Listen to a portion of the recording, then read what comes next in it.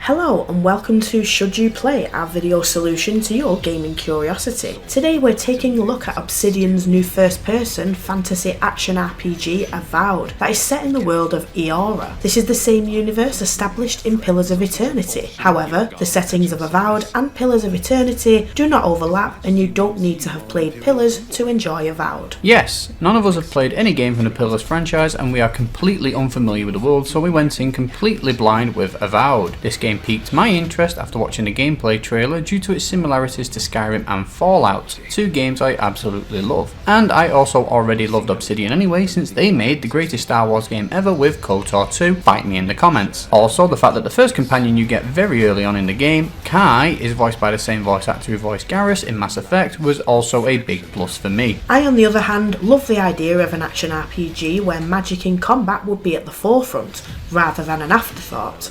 Being created by the same developer responsible for one of my favourite games, The Outer World.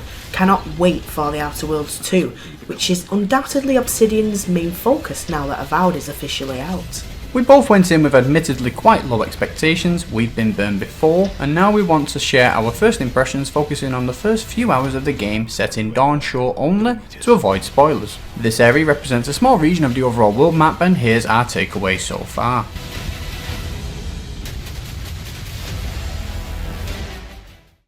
You're alive! Thank the gods I pulled you out the wreck when I did. I wasn't about to let the Emperor's envoy die on my watch. So, the first thing I want to say about Avowed is that this game has astonishingly held Craig's attention for much longer than any other game release over the past 10 years. You have no idea how much of a big deal that is. Craig can be quite set in his ways when it comes to gaming because he knows what he likes and tends to stick to those games, turning off any new game that presents even a minor annoyance. While that's true to some extent, in my defence, some modern gaming trends just suck. On the flip side, Heather is more open to new games and experiences, but did not seem as interested in the game as I did. The reason? This game is a straight up old school style RPG, at least in regards to levelling up, which is my comfy blanket. Heather's daunting thought. But before we get into the gameplay, since there's so much to cover, let's discuss the world itself. The world map is huge. Dawn Shore, where the game begins, is massive in itself. The first town is big, looks awesome, and feels like you're in an Assassin's Creed game for some reason. You can spend a bit of time here speaking to people, picking up side quests, looting, listening to world building, NPC chatter, and visiting merchants to see what they have on offer. Outside the town, there is a lot to see, do, loot and figure out. The world looks gorgeous, and although Avowed isn't looking to break ground graphically, it still looks amazing, and we don't care much about graphics anyway. There are caves, smaller hamlets and many other notable points of interest to discover and explore. Explorers are greatly rewarded in this game, which is great news for both of us who love to linger in areas and explore every nook and cranny before moving forward. There are places in the world where you can set up camps with your party and use the facilities contained within. There's a weapon workbench to upgrade weapons, an enchanting table like in Skyrim, a cooking station where you can cook raw ingredients into more potent recipes, a display table for specific items in the game, and a stash where you can store loot. Like many RPGs, this one also has carry weight. You can also converse with your companions in camp, which is a nice way to get to know your party. You can ask questions about them, hear their thoughts on current affairs and more. Avowed is great at conjuring up the player's urge to continue looking around, because you don't know what you're going to find, but you know you will find something. One thing we've both noticed is that despite being called the Living Lands, the world seems quite lifeless, and the land is mostly devoid of wildlife, ironically. You will come across some mice, weird cattle and cute meerkat looking creatures in and around towns, but big bodies of water do not contain fish and the air doesn't contain birds. It feels odd. The only fish I actually came across was a dead shark on a beach. The only other living beings you will encounter are enemies, which can come in the form of monsters, bears, spiders and other hostile creatures. One thing I do love about the game is how you can use elemental magic to manipulate and navigate the environment, for example burning brambles away, freezing water to create ice blocks to stand on to reach places, or even electrifying water where enemies are stood at to shock them, just like in Bioshock. And yourself if you are not careful. You can also get poisoned if you eat spoiled food, something I learned the hard way. With all that out of the way, let's move on to the story.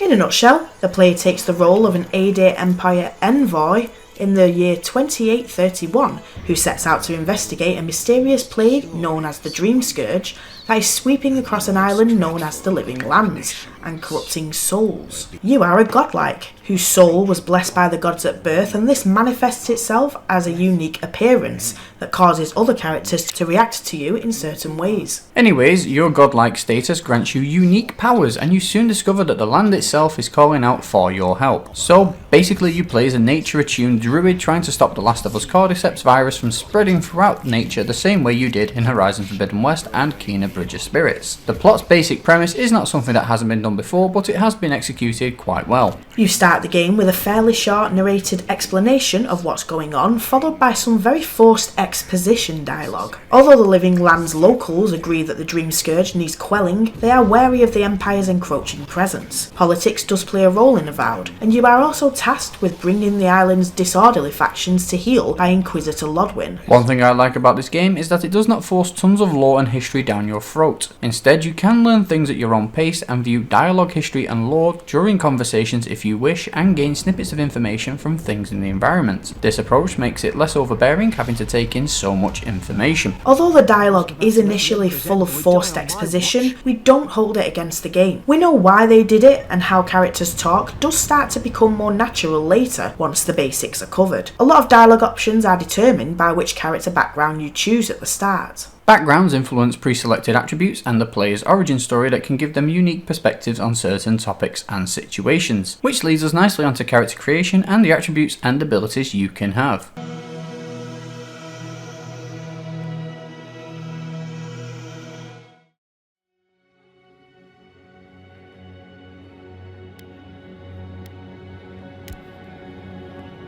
Naturally, you get to create your character at the very start and are given little information about what your choices will mean in terms of gameplay and story, resulting in lots of trial and error and creating multiple saves. There's 5 character backgrounds to choose from, which come with a short blurb about each one's attached origin story. There's Arcane Scholar, Core Augur, Noble Scion, Vanguard Scout and War Hero. As someone who wanted a pure mage build, I chose to be a Core Augur, with a background in being the Emperor's personal mystic. I on the other hand wanted a Stealth Archer build, but it was initially unclear which background would be appropriate, so I chose Vanguard Scout due to being described as someone who's more at ease in wilderness and having tracking prey and enemy spying skills. We haven't explored the other backgrounds, but considering how all weapons, armor, skills and other things are available to all despite what you choose, I doubt it matters much in the greater scheme of things. The options for customizing your character's appearance is actually very impressive. There is a lot of choice here, and the system is flexible enough to make it so that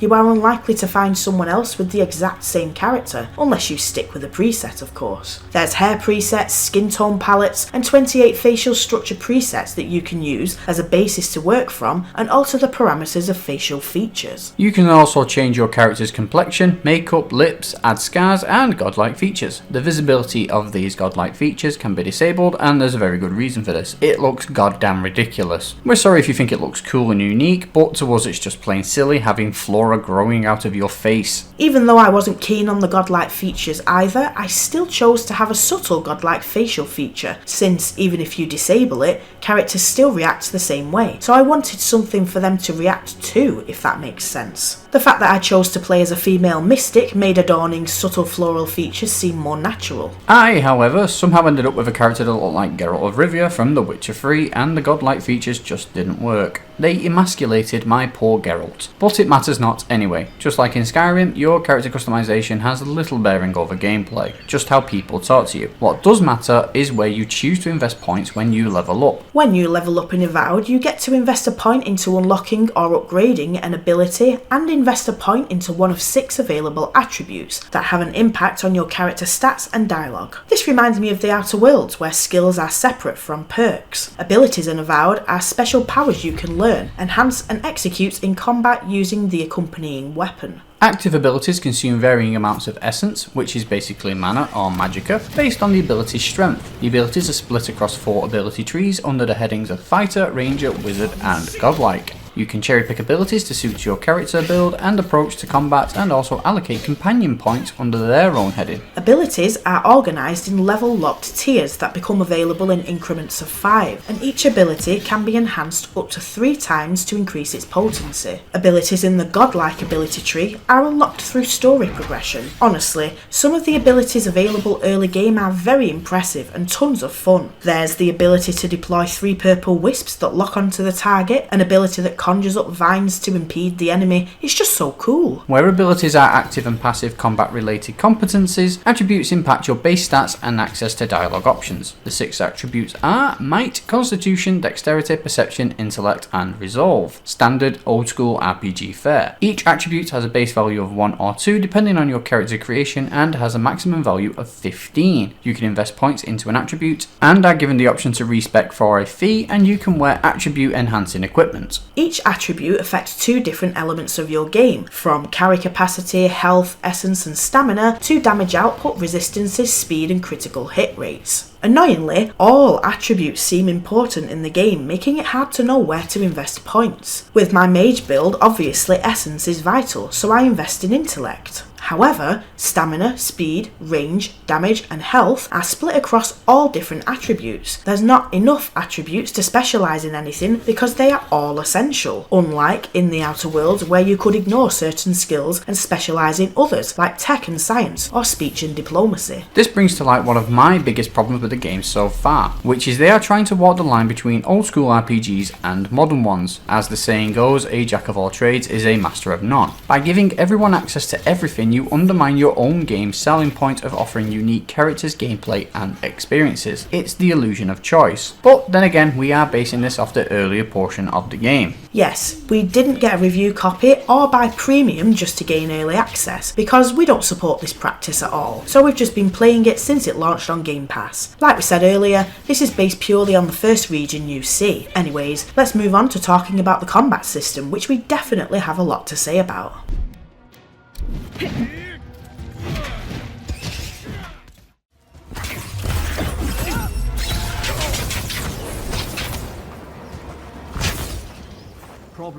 In terms of the game's basic controls, those familiar with live action combat and RPGs in general will find the button layouts familiar. At the most basic level, players can climb, swim, block, crouch, sprint, slide and dash to the sides and backwards to evade incoming attacks, similar to Returnal and Mass Effect Andromeda. You can assign items and abilities to a quick access panel using the D-pad, and there is also a radial menu where you can access items and throwables, which freezes the action during combat. Players can freely toggle between 2 dual-handed loadouts when it comes to weapons. You can equip an elemental spellcasting grimoire and a wand in one loadout, my favourite, and quickly switch to a sword and shield if you need to change it up for closer range melee. There is a wide variety of weapons available in the game. There's wands, guns, hammers, spears, daggers, grimoires, axes, bows, swords, shields, and likely more that we haven't even discovered yet. Initiating actions consumes stamina, even blocking and basic attacks. We both hate stamina in games, and Avowed isn't exactly initially generous in the amount of stamina you are granted. When you run out of stamina, you just have to wait for it to recharge. This prevents you from going all out in battles and just wailing on the enemy if you want to. Again, the illusion of choice, because the game stops you from playing how you want to. Yes, personally I hate the fact that blocking consumes your stamina. That to me is just stupid, because when your stamina runs out, how are you supposed to Block. Exactly, how are you supposed to stop incoming attacks? Because one thing I've noticed is enemies always charge at you. But to play devil's advocate, I understand why they did this. I can imagine that further down the line you can become really overpowered. I like how the combat isn't just mindless button bashing, because every action feels intentional. Although I don't like being cut off when I get into a groove. Enemies also have stun bars, and if you pressure them enough they will be stunned and you can execute more powerful moves for a short period of time. This is actually quite cool if you pull it off, and you can create an entire build based on enemy stunning. This reminded me of Final Fantasy Remake and Rebirth system. I personally wasn't keen on the archery in this game, and I can't put my finger on why, but I soon found that magic is a powerhouse and a ton of fun. Absolutely, I don't regret my decision to approach this game as if I was playing Hogwarts Legacy. It makes the combat feel more fast paced, engaging, dynamic and fun than relying solely on melee and archery. It feels as though magic was what this game has been designed designed for. There is a stealth mechanic, which is cool. You can hide in grass and strike from the shadows, but I've not had much opportunity to use this outside the heavily grassy area where the tutorial was triggered so far. I do like the mix and match freedom of the game. However, I feel like there is enough in Avowed that if they were brave enough to pick a canon identity, then the game could have been improved with less convolution. They could either have just let us pick a class and force us to commit to it, or just strip us of the choices and just let the protagonist be an all-powerful magic-wielding wizard like they clearly want us to be. Saying that though, there is choice in Skyrim too, but no matter what you people say, stealth archer is clearly what Skyrim was designed for. The only other issue that I have is with the menu layouts, which feel more geared towards PC players. Can't really put my finger on why, but I definitely get that vibe. It would likely be easier to cast spells and toggle loadouts using a keyboard and mouse rather than a controller.